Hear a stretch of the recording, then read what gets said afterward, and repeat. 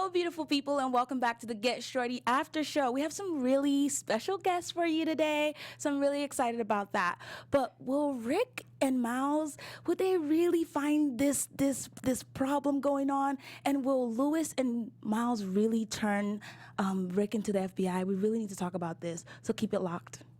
You're tuned in to AfterBuzz TV, the ESPN of TV talk. Now, let the buzz begin.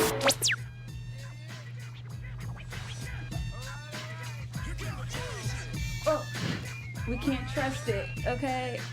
We can't trust it, guys. We can't trust anything that's going on in this episode. At all. We can't trust it at all. Okay, guys, welcome back. Thank you for joining us. So today we have some really special guests for you, some super fans of Get Shorty. So I'm going to go ahead and introduce them, and we're going to get into some overall thoughts. And later on in the episode, we're going to do our special segment, as you know, some mobs and movies. And we also have our news and gossip segment for you, along with some predictions. So keep it locked with us, okay? And to the left of me, I have Eric Russell. Yes, what is going on? Thank you so much for having me, Thelma. I'm so happy that you're here. So how did this episode leave you feeling? You know, I'm a little calm now. I was stressed a few minutes ago because Lewis is losing his damn mind. Listen. But we're coming back, all right? We're coming back to it. Right. And this over here, we have our wonderful, beautiful Danielle Brackett. How are you doing today? I'm good. Thanks for inviting me. So what did you think of this episode? It had me on my toes, definitely. I don't like the suspense, but, you know, it was funny, and it was a great episode overall. I'm glad. And of course, last but certainly not least, we have Kingsley Mbaezue-Daniel. We're so happy you could join us. Hey, thanks for having me. So what are you thinking about this episode? I thought it was really suspenseful, like she said. I felt like it had me on the edge of my toes, but towards the end, everything settled, and I liked it. Yeah, that's pretty good. So I think for me, honestly, I saw a few themes this episode that really continued to go on, and we're going to talk about them. The first one that I saw was something along the lines of always saying less than necessary, right? Wonderful, because when we started off this scene, I thought it was really interesting because you see Miles reacting to Lewis telling him the news about Rick, but he never says any words when he comes out of the car, right? It's all silent, it's all super heavy, and we have some amazing, the art direction was done by Steve Arnold on top of that roof, which was really, really dope.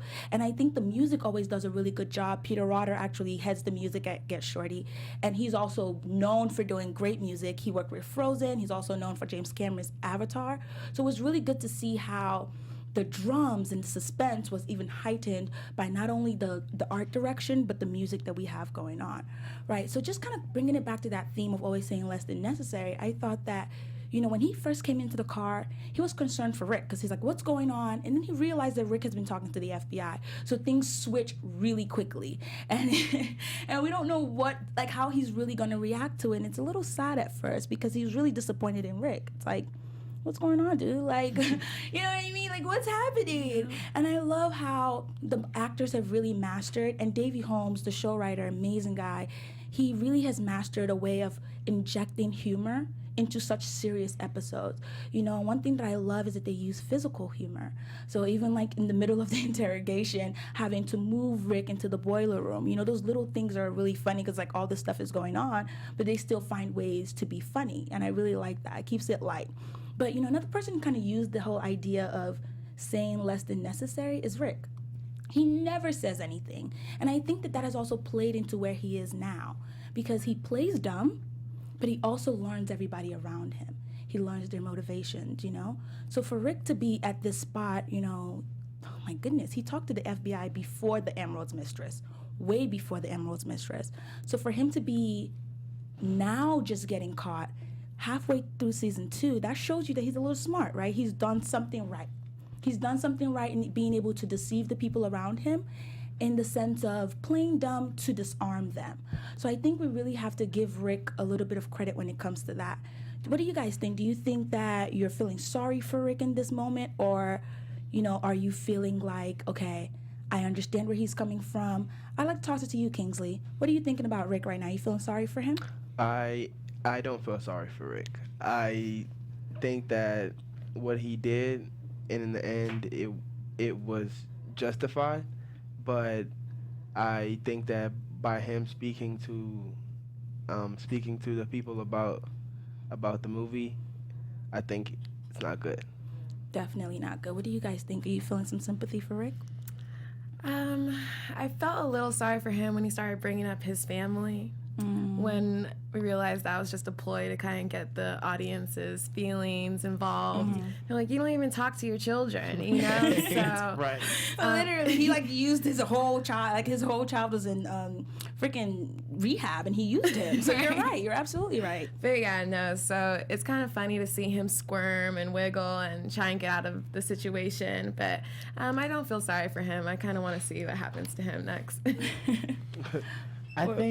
I feel bad for Rick in the sense that he got a bit of a... Thank you. Someone else. all right, don't get crazy. A little bit. Un poquito. I feel a little bad because he got a bogus deal with the Admiral's mistress. I mean, he came on because the project... We know where the project started from. It wasn't his to begin with, but he took it on and, you know, he wanted to help Miles out because that wasn't his arena for film. He talks about squid and stuff like that. But, you know, he got involved in that, and now here he is tied up to a chair. But I feel like he's in love with Amara. Like, you know who you're messing with at this point. He really does. He does know who he's messing with, and I'm glad that you brought up that he was like literally in the hot seat. That's like right. He was In the boiler room. Yeah, in the boiler room. Like it was hot. Like Yeah. the entire. It was hot the entire episode. And then when they turned the light off, we all thought for a second, okay, is like there's something wrong. Right, ain't nobody like, paid a bill in the warehouse. Right. It was Ain't nobody very paid bad. the bill in the warehouse. When we went into the boiler room, it was just dark. I was like, wait, what's happening? Like, TV off? Yeah, the TV off. Right. What's going on? But again, I just love how they're able to insert those little moments of intensity and then those little moments of humor, right? That's really goes to tell that even though this is such a funny show, it's really, really rooted in a lot of drama. And I'm really excited to see how Rick is, because what I noticed about Rick actually is the fact that he has really learned what motivates Miles. Even though he's being interrogated, he's in a space where he can tell Miles and let him know, hey, I don't really think the FBI is after you. They're really after the cartel. Dropping those little nuggets I thought was very smart, because then he can, you know, sway him a little bit and kind of let him see the clear of day.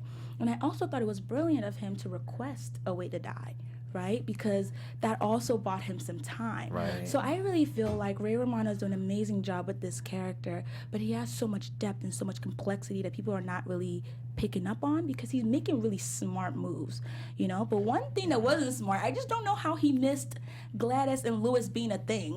Like, that's just too much. It's too much for me. What do you think? I mean, Gladys has been real adamant about keeping this on the hush because, You're right. one, she's pregnant. She's pregnant from, can you give me the term? Because I've never used this in my life. Soaking? Okay, yes, from soaking. Right. She's pregnant from soaking. So it's like, the fact that she's doing this with a Mormon who she doesn't really know, it's like, there's no real reason for her to brag. Yeah. So I can see how Rick was able to be completely oblivious to this. Gladys would have killed, she would have absolutely killed Lewis if he would have said something. If he would have said something, I get that. And I feel like Lewis is such a principled man.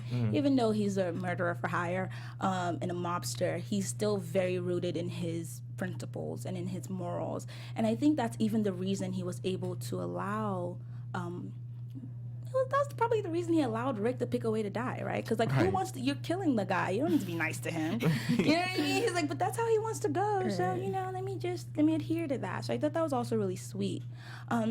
But speaking of things that are sweet, I have some news for you guys, and we're going to definitely talk about this because Rick might not need our help, or might need a lot of sympathy, actually. He might need a lot of help right now. But I know for a fact that AfterBuzz definitely needs your help. Hi, AfterBuzzers. Our network produces after shows for nearly all your favorite TV shows, from dramas, reality TV, sci-fi, and more. There's no network that works harder to serve television fans like you. But like I said, we need your help. So we need you to subscribe to either one or more or all of our YouTube channels. By subscribing to our YouTube channel, YouTube will suggest content that's tailor-made just for you. And who doesn't like that? And if you're worried about pesky notifications, do not worry about those because they are optional, okay? Believe me, I promise. So hit that subscribe button right now. Thank you. And check out all of our after shows and let us know that you did so in the comments, and I'll be sure to shout you out. And for now, thank you for being the best fans ever and helping us be the ESPN of TV talk. All right, guys, so as we're talking about all this craziness that's going on, I think one of the other really important themes that I saw in this episode was just not committing to anyone, right, but yourself. So big shout out to Robert Greene, but also just not committing to anyone but yourself. I kind of saw that, right? Because you see Rick have that moment and Miles have that moment of just like, what am I really doing here? And his motivation is really rooted in Shorty. Since we met Miles dismantling a body at the beginning of the episode, at the beginning of the series, literally dismantling a body at the beginning of the series with Lewis, he was consistently always in a space where he's thinking about his family. He's motivated by his family. So I really think hearing from Shorty on that phone call switched things for him because he was so ready to really just like go along with it. What do you think about that, Kingsley? I see you nodding your head. Yeah, that's where I was going earlier. I felt like once he got the phone call, it kind of grounded him, and he switched. He flipped his mind, and he began thinking about his family. He began thinking about Shorty. He began thinking about the future, which was why he offered to speak with the police when 10 or 5 minutes before he was calling Rick a snake for doing so. So I feel like definitely the call from Shorty really changed his mind. Yeah, I absolutely agree with you. But like, honestly, I feel like every single, you guys know that every single episode I'm always giving Lewis a best friend award because he's always there for Miles. Whenever he needs anything, he's there for Miles. But I think it's really sad that Miles can't really put Lewis into consideration. To some extent, he's always betrayed Lewis, right? Even moving from Las Vegas to LA, Lewis wasn't really on board, but then he wrote him on board. When he killed the writer, he just automatically made Lewis the writer, and then when he went to Gallo about, getting the cartel involved, it was bad enough that they wanted to involve Amara. She's scary. You know what I mean? And she put $2 million towards the Admiral's mistress. Yeah. And when he wanted to go ahead and involve the cartel, Lewis adamantly said no, but he went behind his back anyways. So now coming into this episode and seeing that, I can understand it to some extent because, like we said, he's motivated by his family, but seeing that he really doesn't weigh Lewis too much into his deals and into how he's feeling, I think it was touchy for me. What do you think, Danielle? I just think that, friendship is really important, and especially in this line of business, you don't know, what grounds you're going to cross, or friendship, you're going to backstab him. And I think going to the FBI says something about their relationship. And that he's thinking about himself and his family. Yeah. So it's too soon to see right now. Yeah. But I want to say that he's going to have his friend's interests, at hand. Yeah. And not just throw him under the bus. But, No, you're right. Because even when he went to Agent Dillard, he said to her, I'm looking for immunity for myself and for Lewis. Right. So it's not like he just totally tossed that out there. But I think Lewis pulling the gun on Miles felt to me like the beginning of the end of their relationship, which is really sad, right? Because how do you, I think it's like a test of their friendship. Yeah. Oh, right. Well, I'm gonna give it that. Yeah, it is a test of their friendship. You're right. It is a test of their friendship. But I think in that moment, Lewis realized that Miles will never regard me the way I regard him. And I think that Lewis would never do that to Miles, but Miles is doing that to Lewis. Yeah. But on the flip side, I will say that Miles, in a lot of ways, saves Lewis from himself. So maybe he doesn't see it now, because like you said, he has a baby on the way. Right. Boy, you just got married, okay? You need to be worried about your family. Right. You know what I mean? So he does. So there is that aspect as well. But it just really felt like, such a sad moment for me. I think they'll survive. Right. Yeah. Lewis is the Robin to Miles Batman. All right, let's keep it a buck. That's what that is. And if anything ever happens to Miles, Lewis is going to be lost, just stabbing in the dark. Yeah. They need each other. What's happening? Right. Kane and all. Girl, please. So, this is the thing. Since season 1, Miles has been a mess. Katie has not been messing with him because of his lifestyle. Like, the people he works for, all of this, just like, look, you want our child, then you need to make some changes.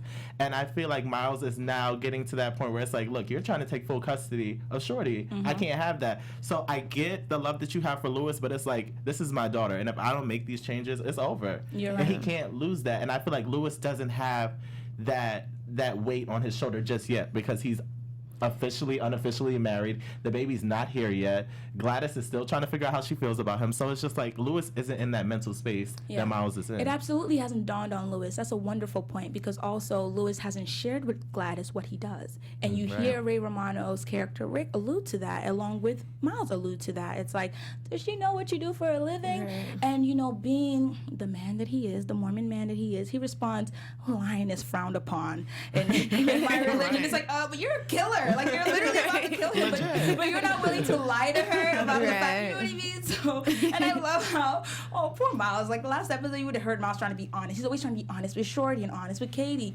But he was like, no, honesty is, you know, the root of all evil. So do not be honest, which is a little cynical, you know? So I really hope that, because while he's cynical, I do think that Miles is also so rooted in his beliefs. Like, he's very idealistic, you know? Because I will argue that it's about Shorty, but it's also about his love for movies.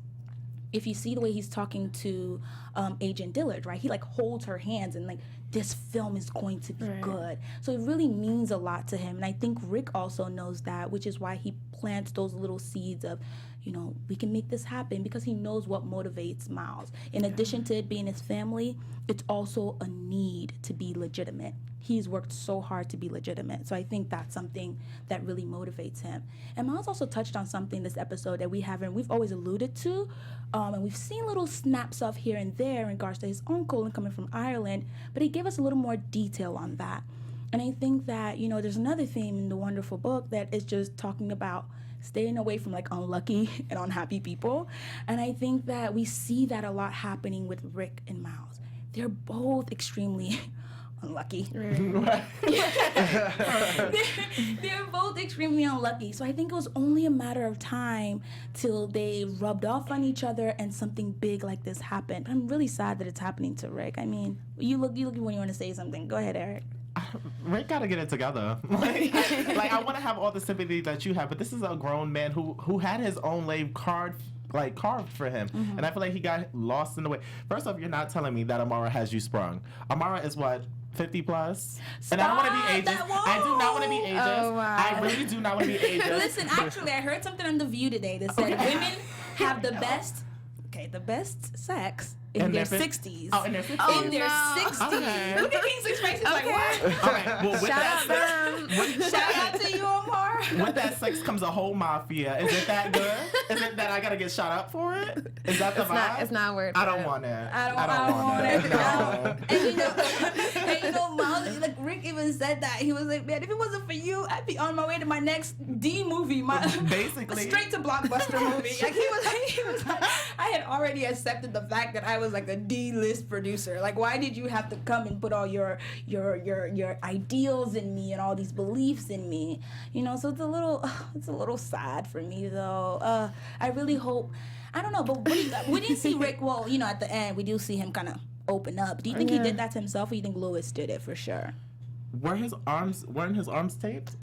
Or am I creating that in my head? Just I think Louis they did. were taped though, but I don't know. I mean, it's been a while. You couldn't wiggle. Rick he wasn't wiggling in the boiler room when he was 105 degrees Fahrenheit. Because he didn't want them to. Because the thing is, Rick is a little smarter than he lets on. He doesn't want them to know, you know, that maybe he's on to trying to escape. You know, I think a lot of times when you give people the impression that they're so much more superior than you, they don't even see it coming, right? When you want to sneak in, or when you want to do something. So I really think that Rick, he knows about all of this. He's known what was going on. This man came to you with $2 million in cash. Who does that? What other film, you know what I mean? You knew what was going on. So I will say he has to take responsibility for where he is now. But you brought up a really great point, Danielle, because we have never seen Rick in this super humanizing place where he's talking about like his kids and like his dad. He was like, my dad isn't even gonna know what happened till they turn off his light, because he takes care of his father. So it was a really, I don't know. Guys, I do have a little bit. No, that part, yeah, I give you that. I give you that. And he did that on purpose because he felt that way, right? He knows what he's doing. He did his job. Yeah, but at the end of the day, I don't feel bad for you, Rick, because look me right in the eye. Do not feel bad for you, because Amara sat on that bed, looked you dead in the eye, and asked you if you were working with the FBI, and you lied to her. He lied to her face. You could have told her. You don't know if your love is that strong. You know, you're over here talking about tell Amara that I love her. You remember the maid? I mean, he knew about the maid too, and that's what I'm saying. Why would you tell Amara if you know what happened to the maid? I mean, that episode, Pest Control, was really intense, and I feel like they were looking for Rick. He already knew what was going on, and a lot of the people in Amara's staff, including Ed, they're on to Rick, you know? But I think that he knew. I think he really does care about Amara, but he knows what, you know what I mean? He knows what can happen. She's killed many of her ex-boyfriends. That's how the FBI even reeled him in. So it's like, I don't know. I don't know This is deadly. Save yourself. Literally. This is literally deadly. But we have to talk about this amazing addition to the cast. Like, I'm very, very, very excited. Because, you know, I did watch Desperate Housewives, along all the many things that she does, Felicity, and she's an amazing addition playing Claire Hillard. I think that, did you guys hear about the little nap that she did? I love how she brings this little moments in where she's so tough that she's so easygoing. And because of how easygoing she is, she doesn't have to, like, exude this bravado in order to show how tough she is, you know? She's talking to her grandkids. Right. She's like, oh, you know, Granny will only da-da-da-da-da. The next thing you know, she's like, okay, I need to take a nap. And right when those men start to doubt her, like, is she sleeping? What's going on? No, she naps for 13 minutes and works 20 hours straight.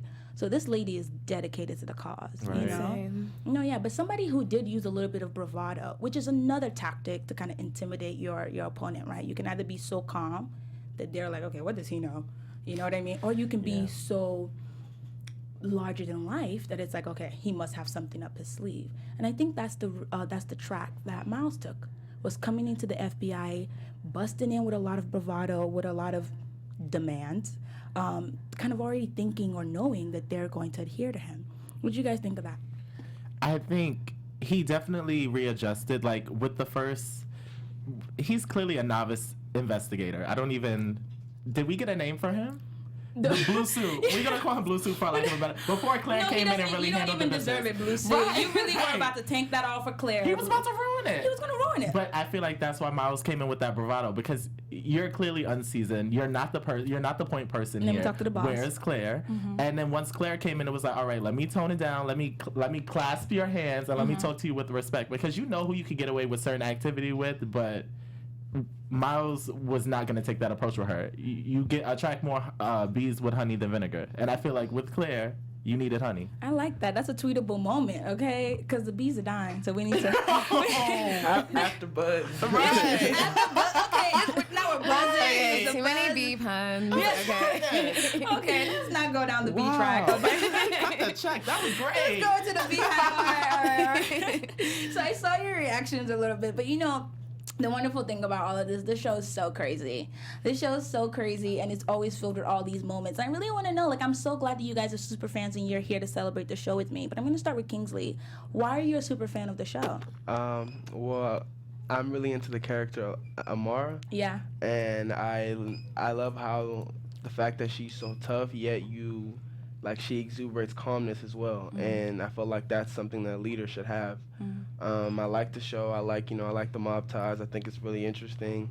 I love following the character Rick and Shorty. I mean, not Shorty. What's his name? Lewis. Lewis. Yeah. Lewis. The bromance. Right. Yeah. So I love that, and I think it's a great show. So. Yeah, it really is. Yeah. And what about you, Daniel? Who plays Lewis again? He's just so amazing in every way. He was in Bridesmaids, right? No, that's Miles. Miles, okay. Who Chris plays O'Dowd. Miles? Chris O'Dowd. Okay, yeah, he's super dreamy. Maybe Maybe it's the accent. Over here playing. A low-key snack. Yeah. He's a high. Okay, let me just stay out of this. I'm just tuning in for him, honestly. No, but you know what? He actually just had a new film come out called Juliet Naked. Shameless plug. We support you here, Chris O'Dowd, so you can go, lust over him in the big screen too. All right, I'm gonna have to You the check homie. that. Danielle's like, is the movie theater still open? What about you, Eric? Why are you a huge fan of the show? I mean, personally, I'm not a fan of shows that have circles around mob ties because it's so severe. But the fact that this has such great comedic timing keeps me back in it. Like Ray Romano, everybody loves Raymond. How could you forget? And Yeah. he still has that element. He's that comedian always Yeah. and forever. And I love that I can't predict what's next. I think that's a horrible show. So anytime that you can send me in one direction and I'm confident that we're making a calm left and now we're on another turnpike, I'm like, all right. I'll be back next week. That's what I like. So Davy Holmes does an amazing job of doing that, and I Right. love that. I kind of mentioned this before. The fact that we have taken a project that is not super unique in the sense that it has a book and it already Right. has a film, and they're bringing a TV show and just elevating it to such a high level, I think is really wonderful, and that can be said about the entire cast, you know. So now that we're talking about mobs and movies, guys, we're going to get into our special segment. But we do this special segment if you watch, which is all of you guys, where we do mob of movies, right? So we talk about our favorite mob moments, our favorite movie moments, but I think it's really important to always add a bit of education. Like you said, this is a little heavy, right? And at the end of the day, it's always important to bring things back to real life. And today we're going to be talking about a mobster. And so we're going to go into our special segment, and then we'll go into our... Hey, this song just makes you feel like, you want to like pop your collar or something. Right. I need to tint my windows. I like that. A little buff, a little something. Okay, so guys, today we are talking about American gangster Henry Hill. If you know about this man, I'm going to give you some facts, some details. Henry Hill is a New York mobster who was a part of the Lucchese family crime ring. He started at the tender age of 12 years old, guys. And Younger. by age 37, 25 years later, he became an FBI informant. What? And that's why I chose him for this episode, because it's like, you see Miles trying to do the little trick over to this side. But No, God, I'm taking it in. No, seriously. And the great thing about him is, in addition to him becoming an FBI informant, he was a successful FBI informant.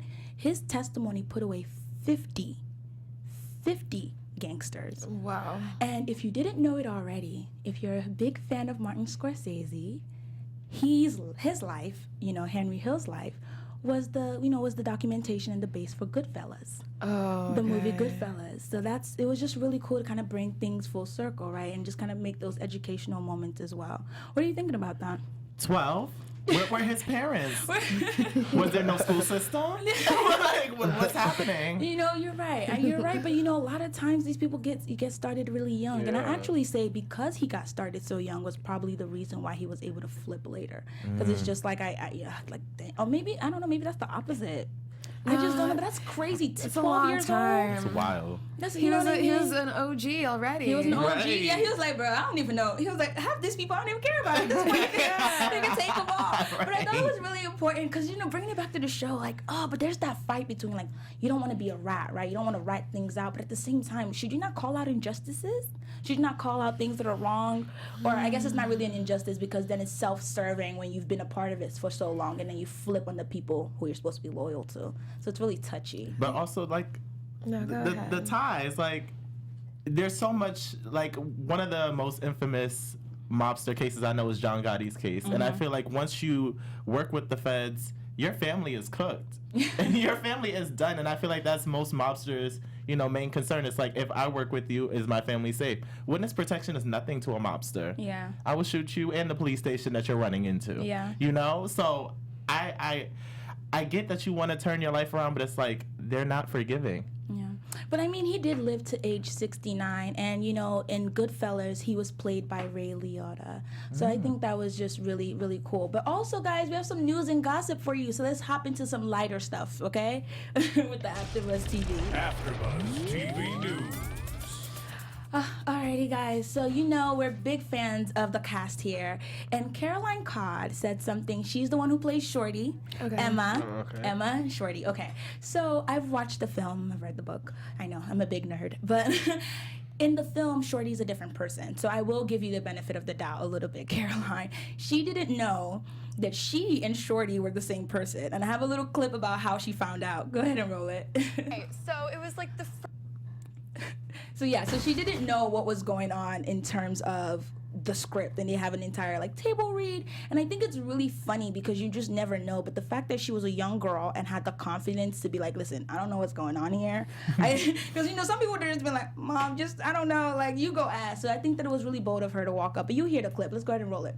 read ever. We were all going in. I was so freaking nervous, guys. I was like, I don't know what to do. All these people are here. They're so important. So I go in and I'm just saying hi to everyone. I'm like, hi, I'm Carolyn. Nice to meet you. So we go through the whole table read.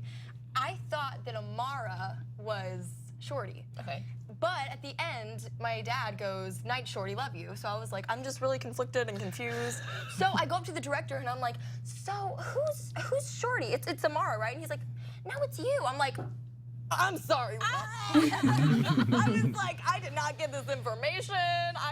So that's basically how it happened. Oh my God, she's so cute. She's super cute. And we're probably going to be having her on the show pretty soon. What? So yeah, you guys Wow. think Oh my keep it locked to the gosh. after show. Hopefully she's gonna be joining us pretty soon. So that would be really exciting. Oh, Super really dope. cool. So, okay, guys, we talked about this last after show. I was so taken aback when Goya Rubbles, who plays Iago, started like rapping and doing his little thing. So I was like, this cannot just be for Get Shorty. So I started doing my research. Turns out he is this amazingly talented poet, and he does spoken word. Oh, wow. Oh my God, and we have a clip for you, and it really touched me. I just wanted to show you guys, okay, we were all thinking the same thing, because we were talking about this last time, so let's just go ahead and roll the clip, because it's super exciting. But that smile in her eyes that says, "I love you, knucklehead."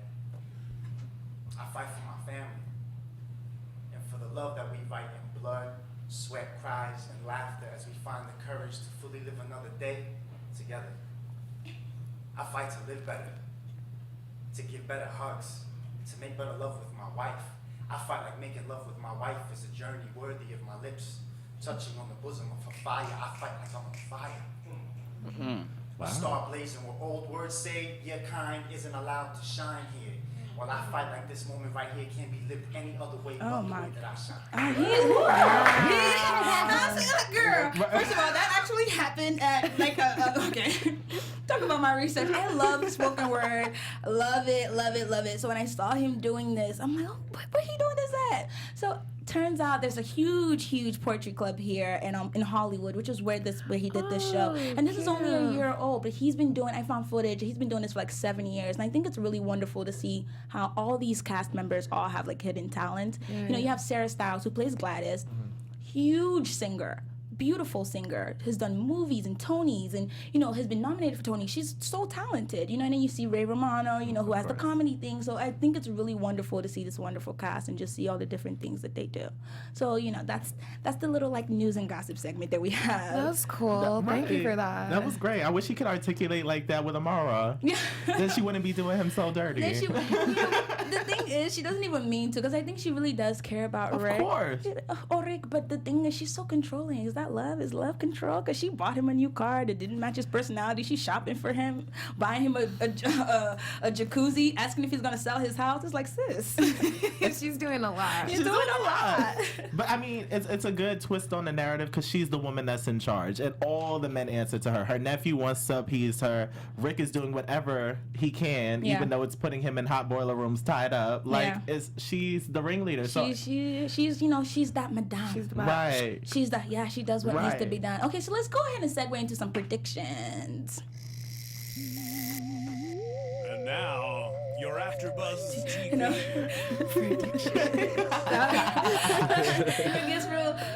Gets real after buzz. We're gonna start with you, Eric. Okay. So what are these predictions that you have for the next episode, or just kind of like the season?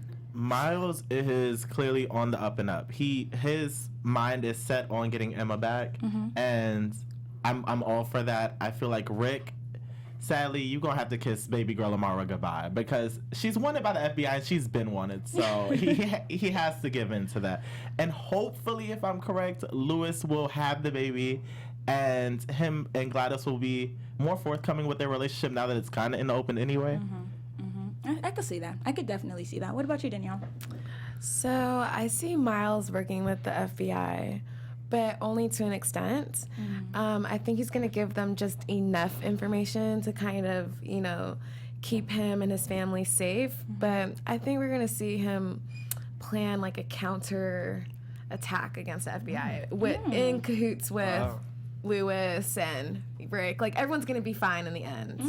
Yeah. So do you think that because he's in this space where he's, doing the counterpart with the FBI, they're gonna adhere to his request, like making the movie first before arresting everyone? I think he's gonna get all his requests accepted. He's gonna get everything that he wants, and the FBI is gonna be, sitting there looking dumb. Okay. That's a big prediction. That's bold. Real optimistic. Or you both.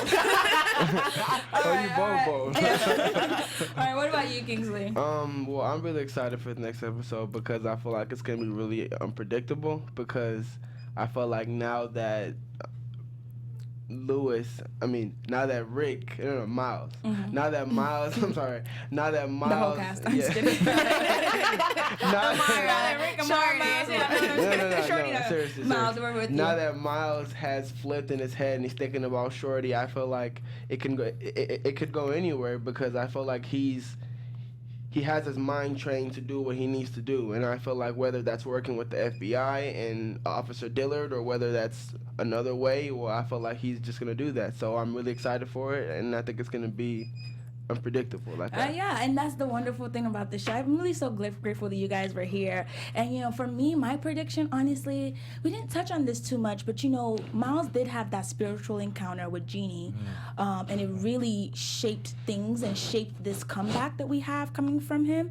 And in the middle of interrogating Rick, he actually finds out about Jeannie, and he takes this phone call in the middle of interrogating Rick. So I think that even though we didn't touch on her too much, I think next episode she's going to come back because she's playing an important part for his growth, an important part for him kind of taking his life by his own hands, so I'm very excited to see that.